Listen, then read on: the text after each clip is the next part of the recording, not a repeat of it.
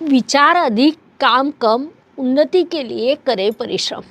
असफल होने पर भी हार ना माने, क्योंकि असफलता ही सफलता की पहली सीढ़ी होती है। आपके मन में हर घंटे नई योजनाएं बनेगी, लेकिन उन्हें कार्यान्वित आप अगले महीने ही कर सकते हैं। ये बात मेष राशि के जातकों ने इस महीने मुख्य रूप से ध्यान में लेनी चाहिए। मेष राशि चक्र की प्रथम राशि है, जिस कारण स्वाभाविक रूप से हर महीने सबसे पहले आपके राशि का ही भविष्य आता है, लेकिन आपका भाग्य थोड़ी देर से चलता है। होता क्या है कि मेष राशि के स्वामी मंगल देव अग्रेसिव सेनापति है, जिस कारण हर चीज़ जल्द हो जाए ये आपकी इच्छा होती है। उस दृष्टि से आज अभी तुरंत आप काम पर लग जाते हैं, लेकिन आपका भाग्य कहता है कि थोड़ा रुके, जल्दबाजी ना करें। भाग्य से आपको सहयोग मिलता है, लेकिन उसमें थोड़ा विलंब होता है, क्योंकि आपके भाग्य स्थान में गुरुदेव की धनु राशि आती है। गुरुदेव पहले आपको समझाते हैं, उसके बाद भाग्य का सहयोग देते हैं, उसी के बाद आपका भाग्य उजागर होता है, वह दौड़ने लगता है। नमस्कार, मैं एस्ट्रो गुरुमा डॉक्टर ज्योति जोशी आप सभी ज्योतिष प्रेमियों का हार्दिक स्वागत करती हूँ। हम मई 2025 महीने के राशि भविष्य को समझ रहे हैं। आज हम मेष राशि के जातकों के लिए ये महीना कैसा रहेगा, इस पर विस्तार से वार्तालाप करेंगे। विभिन्न दृष्टि से इस महीने के ग्रह स्थिति का हम शास्त्रोक्त विश्लेषण करने वाले हैं। साथ ही वीडियो के अंत में मैं आपको इस महीने करने वाला विशेष उपाय भी बताने वाली हूँ, इसीलिए वीडियो को अंत तक देखना न भूलें।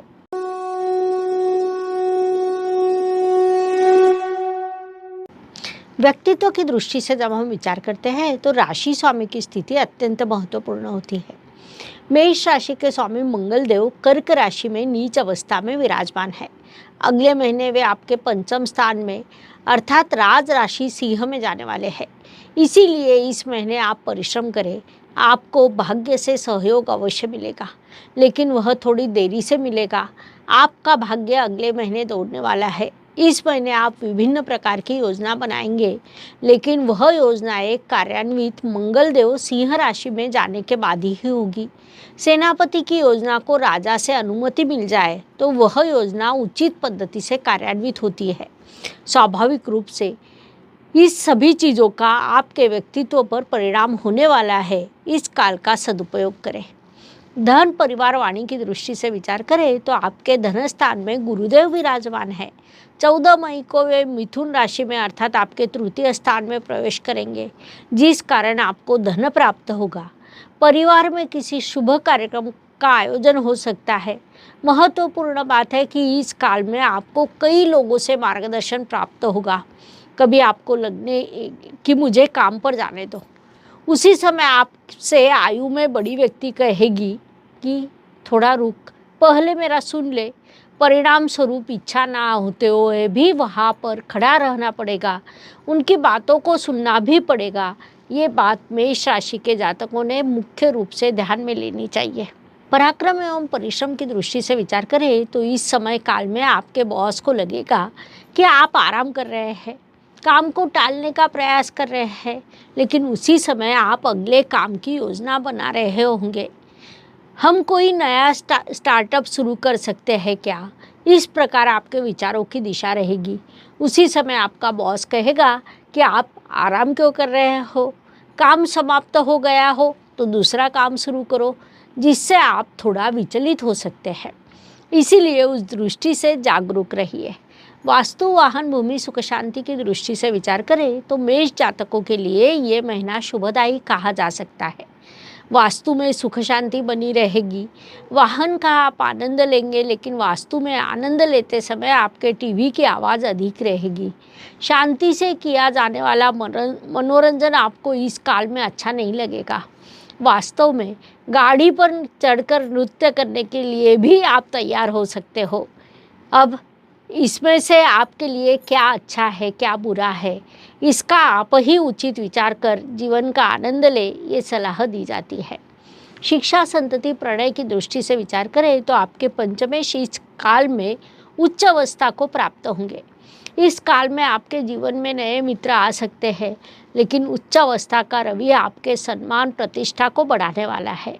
जिस कारण सामने वाला व्यक्ति बोलेगा या मैं बोलूं, इस विचार में आपका समय जाएगा। संभावना है कि वह अवसर भी निकल जाए। ये बात मेष राशि के जातकों ने मुख्य रूप से ध्यान में लेकर उचित समय पर उचित निर्णय लेना चाहिए। स्वास्थ्य, कर्ज, प्रतिस्पर्धी शत्रुओं की दृष्टि से विचार करें तो मेष जातकों के लिए बुधदेव की स्थिति महत्वपूर्ण होती है, क्योंकि वे आपके षष्ठेश है। बुधदेव इस काल में जल तत्व की राशि में नीच अवस्था को प्राप्त हुए हैं। वे आपसे कह रहे हैं कि इस काल में आप भरपूर पानी पिए, अपने स्वास्थ्य का ध्यान रखें। बुधदेव के साथ शुक्र और राहु भी विराजमान है, जिस कारण इस काल में आपको बुरी आदतें लगने की संभावना है, इसलिए उस रास्ते ना जाना आपके लिए अधिक उचित रहेगा। नौकरी एवं व्यवसाय की दृष्टि से विचार करें तो दोनों मोर्चों पर मेष जातकों का पूरा समय केवल विचार करने में ही जाएगा। हर दिन आप नई योजना बनाएंगे, लेकिन वे कार्यान्वित नहीं होगी, क्योंकि विचार करने पर ही अधिक समय देने के कारण प्रत्यक्ष काम करने को आप नज़रअंदाज कर सकते हैं। प्रत्यक्ष काम आप जून महीने में करेंगे, अर्थात प्रत्यक्ष काम करना और सफलता के दृष्टि से भी जून महीना अधिक लाभकारी रहने वाला है, ऐसा हम कह सकते हैं। भाग्य की दृष्टि से विचार करें तो मेष राशि के लिए गुरुदेव की स्थिति महत्वपूर्ण होती है, क्योंकि वे आपके भाग्येश है। जैसा मैंने शुरुआत में कहा, इस महीने आपके भाग्येश राशि परिवर्तन कर तृतीय स्थान में प्रवेश करने वाले हैं। वे जब द्वितीय स्थान में थे तब आपका भाग्य परिवार के कारण समृद्ध हुआ था, लेकिन अब परिश्रम कर आपको स्वयं ही भाग्य समृद्ध करना है। संक्षेप में भाग्य को समृद्ध करना आपके हाथों में है, ऐसा हम कह सकते हैं। कर्म की दृष्टि से विचार करें तो मेष राशि के लिए शनिदेव की स्थिति महत्वपूर्ण होती है, क्योंकि वे कर्मेश है। शनिदेव इस काल में आपके व्यय स्थान में विराजमान है। महत्वपूर्ण बात है कि वहाँ पर वे अपने मित्रों के साथ विराजमान है। बुध, शुक्र, राहु के साथ वे गठबंधन में है। जब सब मित्र एक साथ आते हैं तो उनकी योजना पार्टी की होती है, जिस कारण कर्म को आप नज़रअंदाज कर सकते हैं। परिणाम स्वरूप लाभ कम होना स्वाभाविक है। साथ ही इस काल में आपके खर्च बढ़ने वाले हैं, क्योंकि व्यय स्थान में कई ग्रह इकट्ठा हुए हैं। संक्षेप में कर्म और लाभ और व्यय का कुछ अलग ही समीकरण आपके लिए निर्माण हुआ है, इसलिए अपने कर्म पर उचित ध्यान दें, उससे उचित लाभ प्राप्त करें, खर्च कम करें, धीरज रखकर आगे बढ़ते रहे। ये सब सलाह आपको दी जाती है, नहीं तो नुकसान होने की संभावना है। हर दिन किसी के लिए समान नहीं होता। जीवन सुख दुख और उतार चढ़ाव से भरा है। उस अनुसार महीने के कुछ दिन सभी के लिए अत्यंत शुभ होते हैं, तो कुछ अशुभ, तनाव और संघर्ष से भरे होते हैं। इस अवधि में हम कैसा व्यवहार करते हैं, इससे हमारी सफलता निर्धारित होती है। उस दृष्टि से विचार करें तो मेष जातकों के लिए 7, 17 और 26 ये दिन शुभ रहेंगे। प्रयास करें कि सभी आवश्यक कामों को पूरा किया जाए। साथ ही 5, 15 और 24 ये दिन अशुभ रहेंगे, तो इन दिनों में आपका संघर्ष बढ़ेगा। इसलिए इन दिनों उचित कार्यों की योजना बनानी होगी, ताकि मानसिक स्वास्थ्य बना रहे। उपायों की दृष्टि से विचार करें तो ज्योतिष में छोटे छोटे लेकिन बड़ा परिणाम करने वाले उपाय बताए गए हैं। अशुभ चीज़ों की अशुभता कम करने का, शुभ चीज़ों की शुभता बढ़ाने का उनमें सामर्थ्य होता है। उस अनुसार मई महीने का विचार करें तो मेष जातकों ने हर मंगलवार को राशि स्वामी मंगल देव की विशेष पूजा करनी चाहिए। जितना संभव हो ज़रूरतमंदों की मदद करें, उन्हें भोजन खिलाएं। साथ ही मंगलवार के दिन हनुमान की पूजा करें। हनुमान मंदिर में जाकर आप लड्डू, बूंदी या चने अर्पण भी कर सकते हैं। साथ ही हनुमान चालीसा, हनुमान अष्टक, बजरंग बाण, हनुमंत स्तवन आदि का पाठ कर सकते हैं। इन सभी उपायों के आपको अत्यंत शुभ परिणाम प्राप्त होंगे, इसलिए अवश्य करें।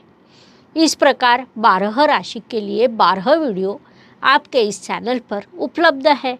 आपके राशि का वीडियो आपने अभी अभी देखा, अच्छा लगा हो तो लाइक, शेयर, सब्सक्राइब करें। कमेंट बॉक्स में हर हर ज्योतिष, घर घर ज्योतिष लिखना ना भूलें। धन्यवाद। शुभम भवतु। जय ज्योतिष। ज्योतिष का अध्ययन तथा शास्त्र की शास्त्रीय तरीके से पढ़ाई करने के लिए मेरी 2 किताबें प्रकाशित हो चुकी है। उनका अवश्य लाभ लीजिए। Please like, share and subscribe the channel. और हाँ, बेल आइकॉन दबाना ना भूलें। धन्यवाद।